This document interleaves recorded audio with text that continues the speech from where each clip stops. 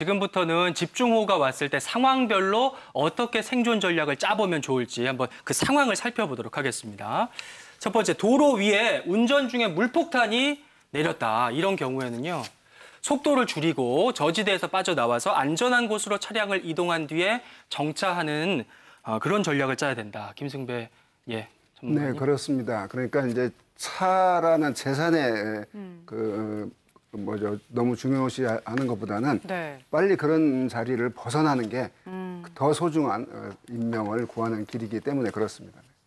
네, 근데 속도를 줄이는 건 왜 그런 건가요? 네, 아무래도 속도로 물에 잠긴 지역을 차가 지나가게 되면 엔진으로 빠른 회전으로 엔진이 꺼질 수 있기 때문에 서서히 1단 기아로 빨리 통과해야 되고 부득이하게 그 속에 있었을 경우는 버리고 빨리 대피하라. 이제 이게 그 상책입니다. 근데 이번에 비를 만나보니까 도로 위에서 운전하다가 또 여기로 들어가면 굉장히 또 위험한 상황이 연출될 수가 있더라고요. 바로 지하차도인데요.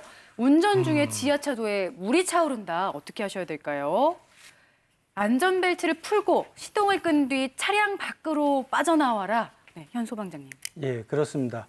우리가 재난 상황이라든가 이런 위급한 상황에 닥치게 되면은 인지 능력이 급격하게 저하가 됩니다. 그래서 건축 설계를 할 때도 풀프루프 시스템이라고 해서 우리가 간단하게 행동할 수 있는 시스템을 많이 도입을 하고 있는데요.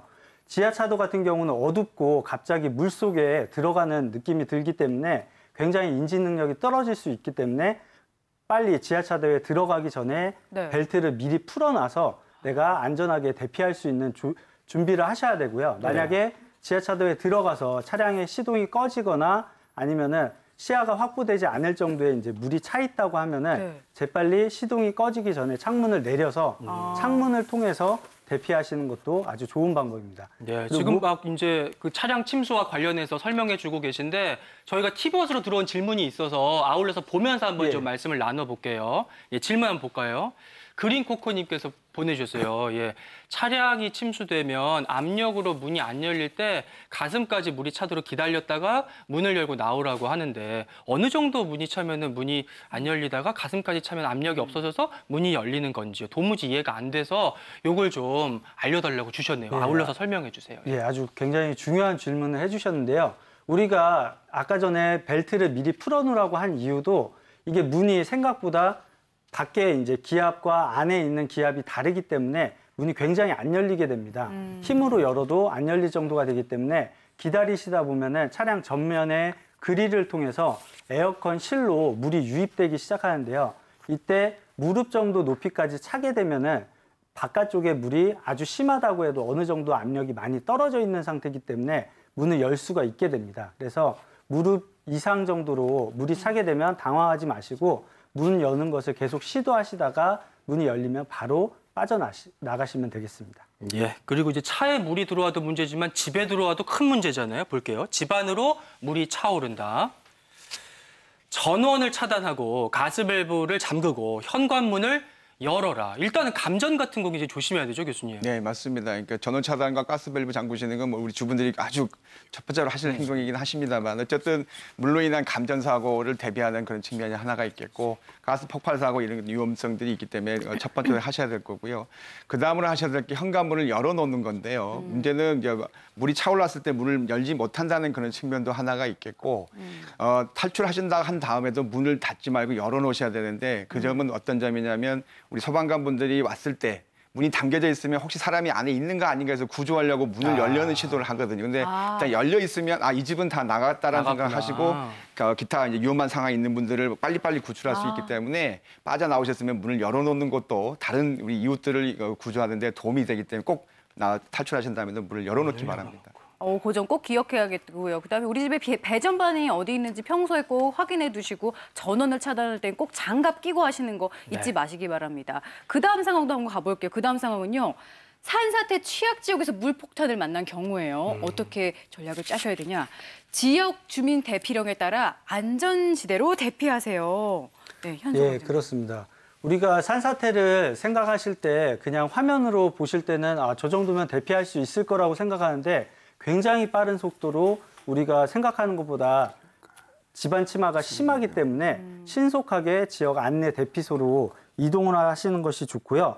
또 특히 이런 산사태 주의보가 발령됐을 때는 절대로 입산하시거나 네. 또 이제 캠핑을 하신다든지 산에서 머무르시는 행동을 절대로 하시면 네. 안 되겠습니다. 예, 일단은 뭐 위험 지역에 가지 않는 게 최우선이겠고요. 그 다음 상황 저희 하천 주변으로 한번 장소 옮겨볼게요. 하천 주변에서 물폭탄을 만났다. 농작물 점검보다 계곡, 비탈면 피해서 안전지대로 대피를 하는 것이 우선이다. 이 농작물 보러 가셨다가 좀 어려운 일 당하시는 분들이 참 많아요. 그죠? 네, 그렇습니다. 그 해안가나 뚝 주변에는 물이 넘쳐서 그 급류에 휩쓸릴 수 있기 때문에 농민들께서 아마 특히 저녁에 뭐 벼가 걱정이 돼서 또는 그 물고가 막히지 않았을까 걱정이 네. 돼서 이제 보러 나가시는 경우가 있는데 이미 많은 비가 내렸기 때문에 비가 뭐 조금 내리는 상황에서는 그런 것들을 점검해 줘야 되겠는데 이 정도의 많은 양에서는 그걸 뭐 관리한다는 게 의미가 없거든요.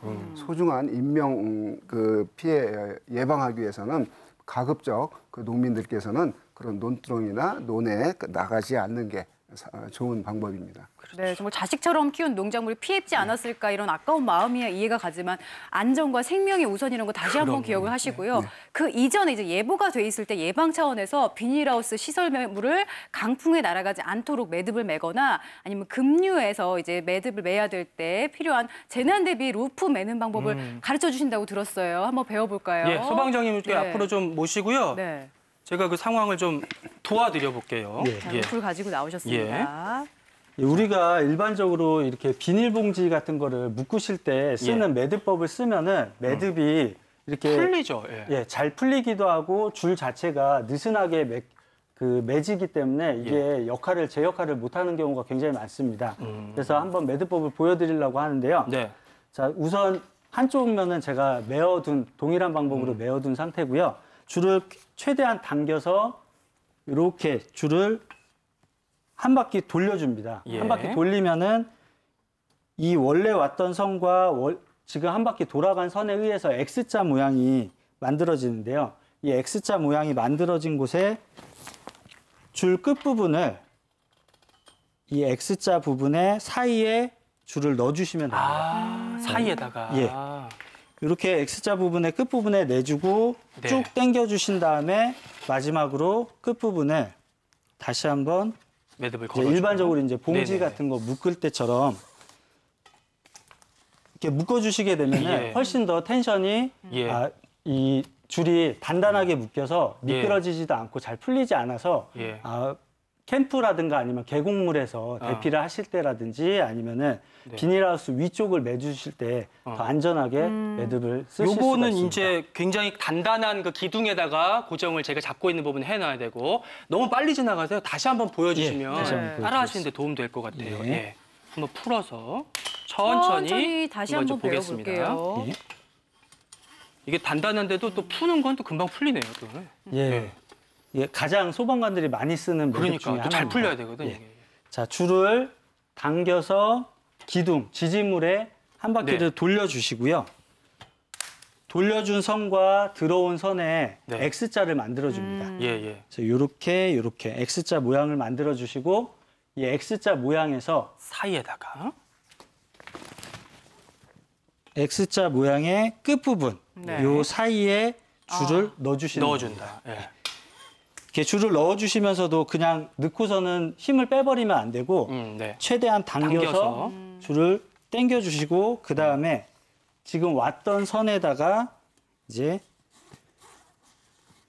다시 한번 일반적인 다시 한번 매듭을. 일반적인 매듭을 매주시게 되면은 네. 단단하게 묶이고 잘 풀리지 않아서 네. 고정이라든가 대피하실 때 줄을 잡고 나가시기에 안전한 매듭이 될 수 있습니다. 요거를요, 소방장님, 산에 뭐 야영을 한다거나 급류를 만났을 때 내 몸이 떠내려가거나 뭐 바람에 휘날리지 않도록 묶는데도 사용해도 그렇죠. 되나요? 예, 내 몸을? 그렇게 사용하실 수도 있는데 예.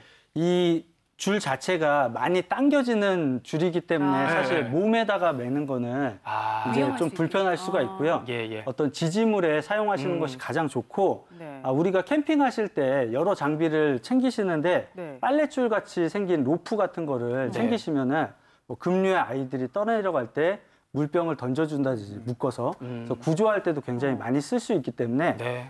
로프 같은 거 한번 챙기시는 것도 고려해 보실 아유, 예, 로프 꼭 챙겨야겠습니다. 잘 배웠습니다. 예, 아유, 자리해 주시고요. 그러니까 나무에다가 메고 급류에 휩쓸리지 않도록 다리를